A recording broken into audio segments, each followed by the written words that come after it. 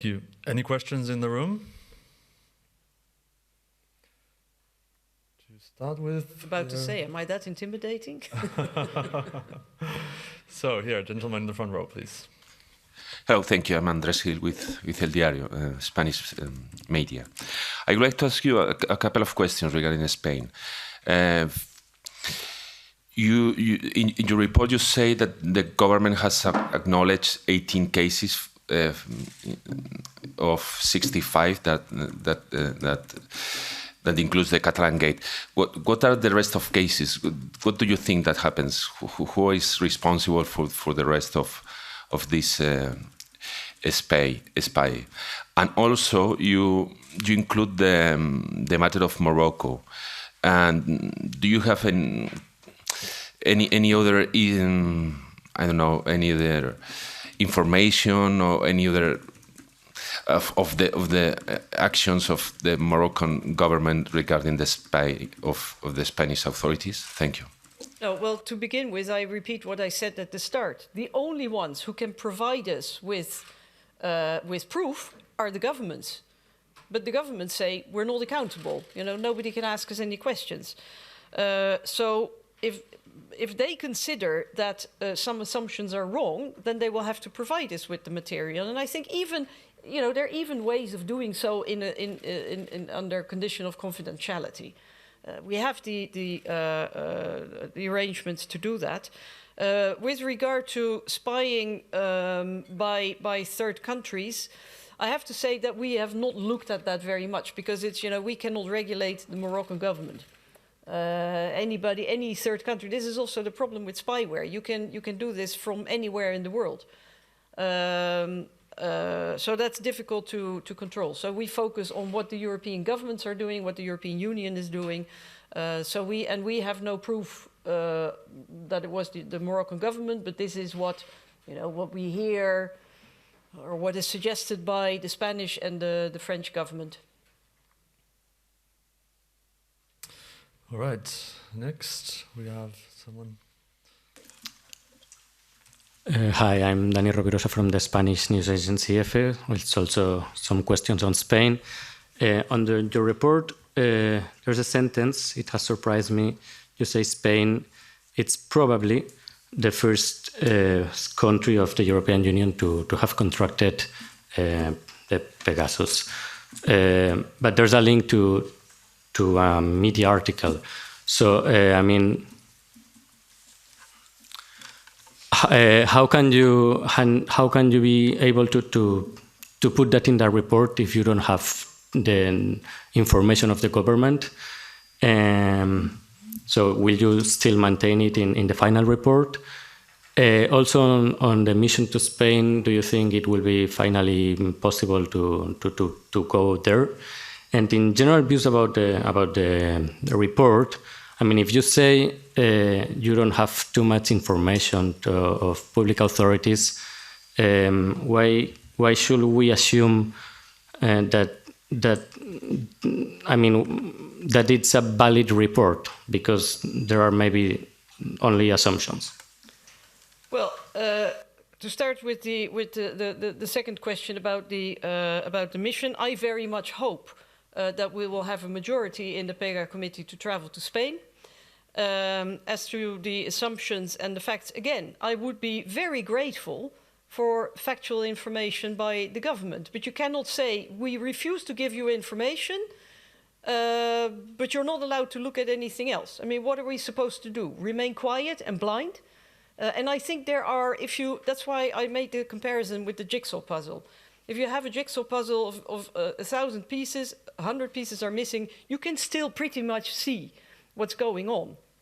And I find it a bit, I mean, this is what the governments are also doing to the victims, to the targets, saying, we're not going to give you information about you being targeted, you have to prove it. You can't prove it, you know, if you don't get the information. And I have this funny old-fashioned notion that governments actually have to be controlled by citizens and not the other way around. And if you give powers to governments to control the citizen in exceptional cases, when you're talking about, I don't know, serious crime or grave threats to national security or something like that, That doesn't mean that you give carte blanche to the governments to do whatever they like. They're still accountable. And I find it deeply worrying that this kind of tools, some people call it a weapon, are used by governments and there is absolutely no accountability. I think that's very worrying in a democracy. And do we make assumptions? Yes, we make assumptions. But they're assumptions based on a lot of information that's out there, including information that is not coming from the media. And I think, well, you're a journalist. I think a lot of information from the media is reliable. And the problem here is that, you know, from the start, a lot of people have said, oh, this is all not true, it's invented, it's not true, and then it turns out to be true. So I do think that you can make a distinction between more reliable and less reliable sources. But if you want a report based on only hard facts, then talk to your government and tell them that they should share the information. Because in a democracy, that's the kind of thing that you do. Yes, follow up, please. You have not answered directly the question on why Spain do you think it's the first country to have But that I don't know. That maybe by look, that's a coincidence, I suppose. And let's not forget, because the committee is called after Pegasus, but there is a lot of other spyware out there. But it started from the Pegasus project, and then bit by bit you start to discover that there's a Predator is another very big one. You know, we also found very let's say small indications that maybe the Spanish government has been looking into Predator as well. We've seen indications that the Dutch government's been looking into Predator as well. So if they were the first ones to buy Pegasus, well, somebody had to be the first one. So for me, that's not a political fact. Right, thank you. And then here, please. Good morning, Ardy Stemerding from NOS, the Netherlands. Mevrouw In 't Veld, what made you decide to organize this press conference without discussing the draft in your own committee? And in this perspective, how worried are you about the support in your own committee for the investigation? Well, first of all, of course, you know, that's always preferable. But the thing is that here you have to translate all the documents, and by the very moment you send it out for translation, it's basically public. So I mean, we've been literally working deep into the night last night. We first sent it to the members this morning and only afterwards to the press. And I knew there were going to be a lot of questions, so I thought it's better than to have a press conference. But would I have preferred to first discuss it in the committee? Of course, but just you know, with the delay, that's just not possible. Yes, follow up. But is it just that, or are you also worried about the support for the investigation in your own committee? Do I look like a worried person to you? No, I'm not worried. I think, you know, fair is fair. This committee is extremely politicized. And you can feel, I've written it in the report, you can on occasion feel the presence of the national governments in our debates. At the same time, I also see that people have, after maybe a slow start, they have really committed to working in this committee. I think when it comes to the recommendations, there I think, not on all recommendations, but I think on the vast majority, yes, I think we will find big consensus. But then, of course, on the country chapters, you know, there's going to be criticism, but more, and that will also be, let's face it, you know, linked to political party, nationality, somebody in opposition or in government. Okay, but that's all part of political life. Thank you. Anyone else? Lady over there. Ah, yes, please. Merci beaucoup, c'est Griselda Pastor de la radio espagnole. Vous avez l'air assez fâché avec certains gouvernements qui n'ont... Je pose ma question en français. Merci. Vous avez l'air un peu fâché avec certains gouvernements qui n'ont pas coopéré. J'aimerais savoir qu'est-ce que vous attendez des gouvernements et de la Commission européenne maintenant que vous avez ces conclusions à la main. Well, Well, first of all, they're not final conclusions yet. This is a first draft. We'll keep working until the end of the mandate of the PEGA committee, so there will be a lot more information that will be fed in. There will also be a lot more development still. What I expect of national governments is what I said before, to behave like democrats. Be accountable to the citizens, be accountable to the public, be accountable to the persons which have been illegitimately targeted. I know it's an old-fashioned notion, but in a democracy, putting people under surveillance should be an exception. And there should be rules. And it should not be possible to abuse it for political purposes, party political purposes, or for the purposes of hanging on to power, manipulating elections, or for the purposes of covering up corruption. So am I angry with the member states? Yes, maybe not equally with all, but what I am angry, the one thing that I am angry about when it comes to all of them is how they are collectively refusing accountability. I've used the term omerta in the report. The letter we got from the council last night, after 5 months, I mean that in itself is offensive. But the council, on the one hand, this is interesting, because the council says in its letter, it says, this is purely national matter, none of your business, butt out. But they have discussed it in the council. So the council itself recognizes that it is a collective, a European matter. You cannot have both. You cannot say, when it suits us, it's European, when it doesn't suit us, it is national. And I really think that it is about time that the European Union grows up as a political union. Can we please, because this is all, the fact that this is happening is because there is a kind of vacuum between, a democratic vacuum between the European level and the national level. Either we are one open space with the markets, with Schengen, with everything I've mentioned, but then we're also one open democratic space, or it's purely national. You cannot have both. You cannot say it's national whenever I don't feel like complying with the rules. So am I angry? Yes, because this is an attack on European democracy. Is that not a reason to be angry? Why is everybody, today, elections in the US, and everybody going like, oh, it's very worrying, democracy in the US is under threat. Bolsonaro, oof, we're so happy that he wasn't elected because he would have been a threat to democracy. Why aren't we upset about democracy in Europe? Europe, that is, Europe has taken big steps in the last couple of years. With the pandemic, we've been buying vaccines. We're shipping arms to Ukraine. We're talking about matters of life and death. And yet we consider that democracy is a purely national issue? And then, again, these governments, because these same people who are guilty of illegitimate spying on journalists like you, on politicians like me, on NGOs, those same people are sitting in the European Council and in the Council taking decisions that affect every single citizen in the European Union. And I did a little count. If you just the 5 countries which are in focus, which I've mentioned, together they have like 106 million inhabitants. That's almost a quarter of the European Union. Now that carries political weight in the Council.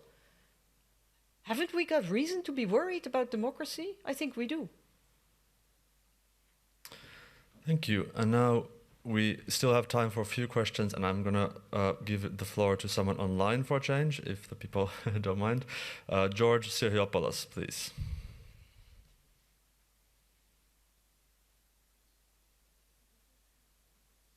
Please press the speak button, Mr. Syriopoulos. And you should be able to speak now. Yes. Yes. Can you hear me? we hear you, but we don't see you at the moment. Could you please enable your... Yes. Yes. I'm really sorry. I try to... okay. No.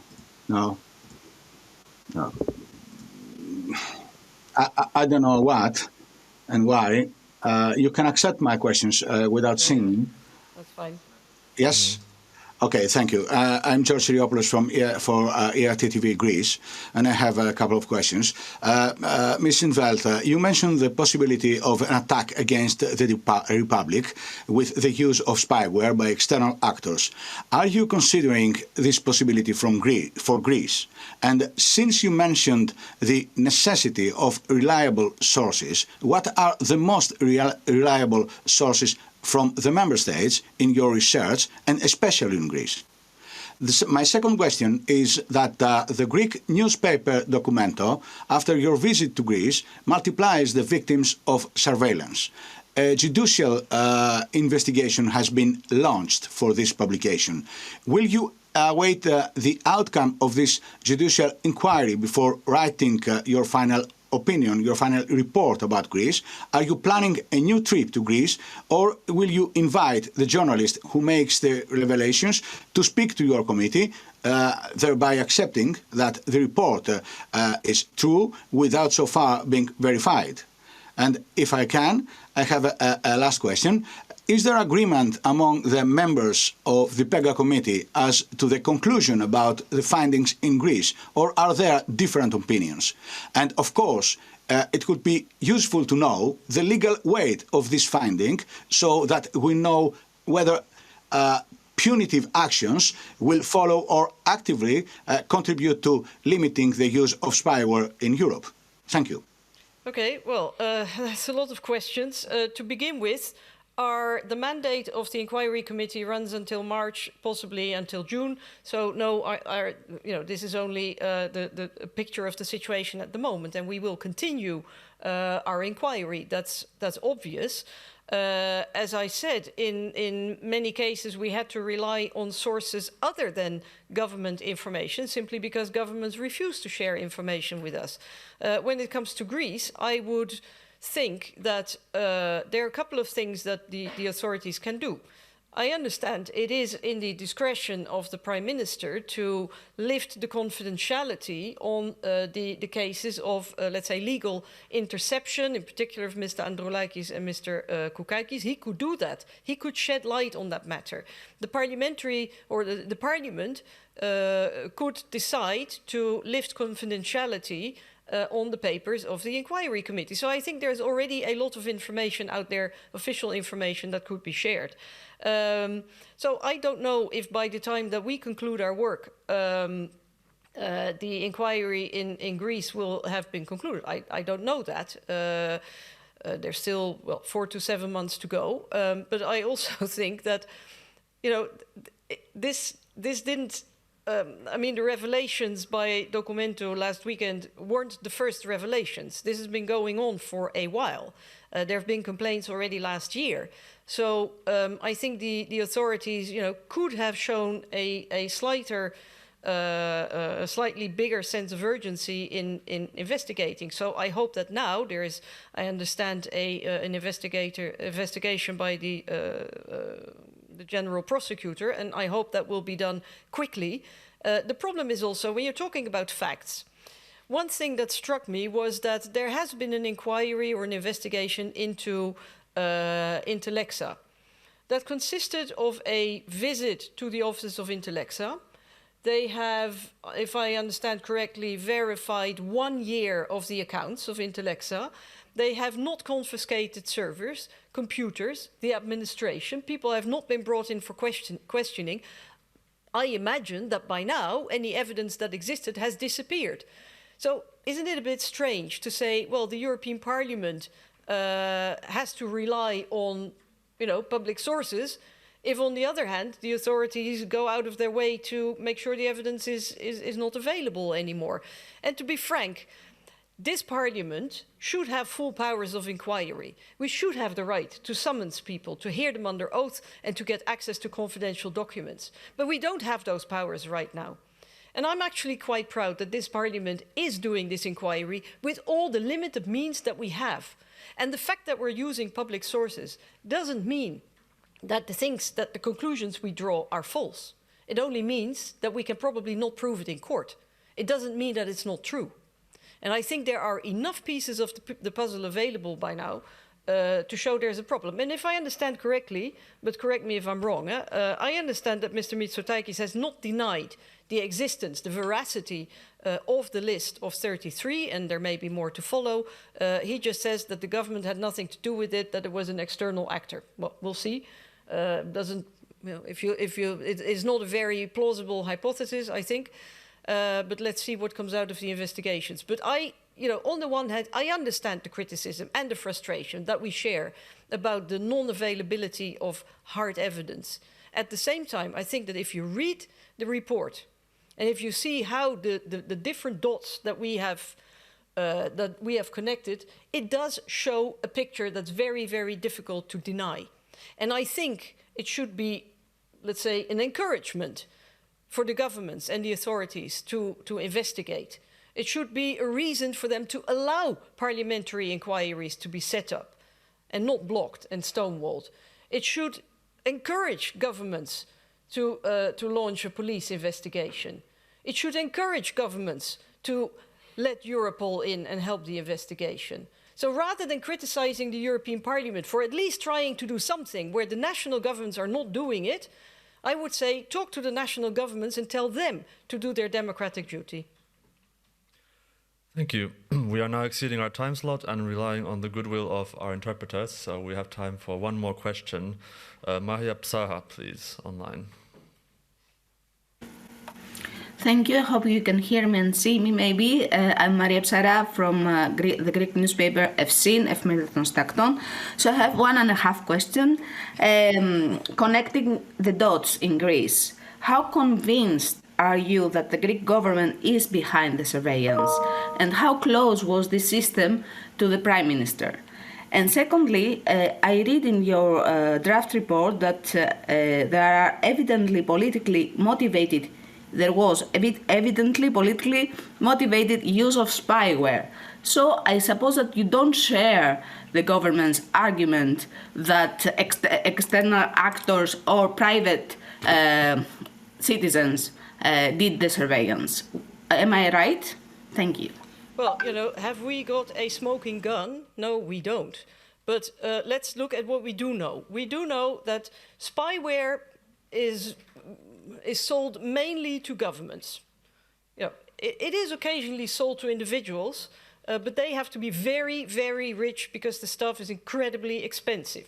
So let's say that there is this individual, very, very rich individual behind it. I mean, somebody has to be seriously rich, not just a little bit a millionaire. No, you have to be almost a billionaire in order to be able to just pull this out of your pocket and pay for it. Then that person would have to have reasons, a motivation to surveil the people who are on the list, because the list has not been denied, that has not been pulled in question. So the list is real.